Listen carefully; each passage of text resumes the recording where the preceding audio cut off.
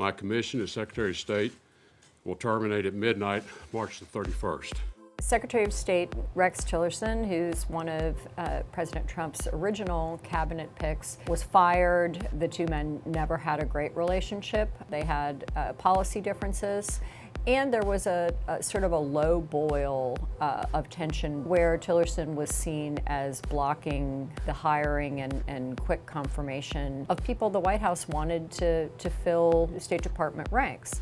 Tillerson has been frustrated from the get-go by the number of other people who were doing parts of his job, including Jared Kushner, UN Ambassador Nikki Haley, including at times the president. But that is the nature of being the Secretary of State. Foreign policy is the province of the president. Every Secretary of State has some measure of tension with every president. In this case, it went beyond that.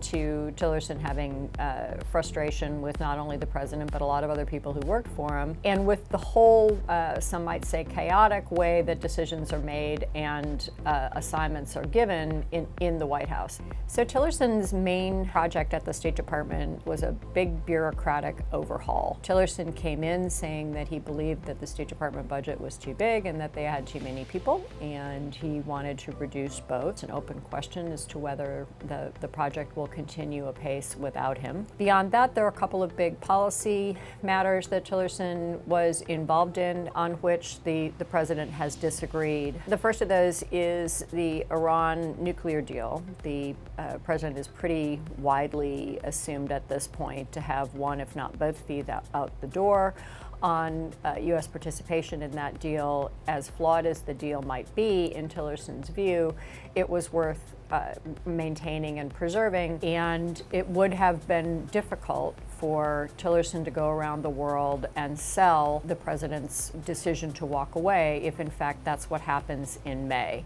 The other main issue on the table for both of them is North Korea. Over the last year, Tillerson has been out front in suggesting that the United States consider ways to try to reach out to North Korea. The president had appeared to be quite dismissive of that approach. When the president agreed this month to, quite a surprise last week, to accept the offer from the North Koreans to talk, President Trump leapfrogged over a whole quite complicated set of preliminary discussions that Tillerson would have been expected to run. But I think Mike Pompeo will be a truly great Secretary of State. Mike Pompeo's apparent chief credential is that he has a close relationship with the president from the start. We don't know, policy-wise, a great deal of what Mike Pompeo is likely to do. We know he is closely aligned with the president on some major policy issues, including Iran. However, the history of this job is that every Secretary of State has policy disagreements with every president. It, I think, is going to be a very interesting question to see how that plays out. The first time that Mike Pompeo really thinks the United States should do X and the president says, to heck with it, I'm doing Y,